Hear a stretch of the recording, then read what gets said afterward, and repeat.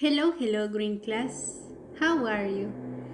The activity for today is to practice. Farm animals. The materials that we need are a disposable cup, paintbrush, and paints, and all your imagination.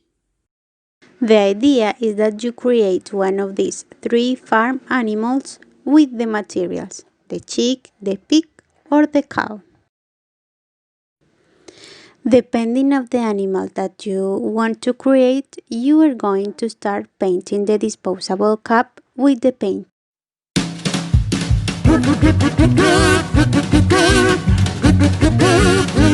This is the moment to use your imagination. You can decorate your animal with the things that you want.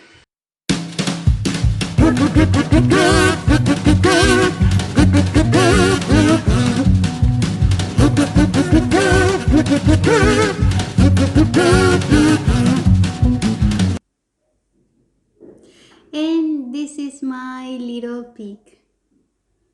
Look, I want to see your creations. Bye bye, green class.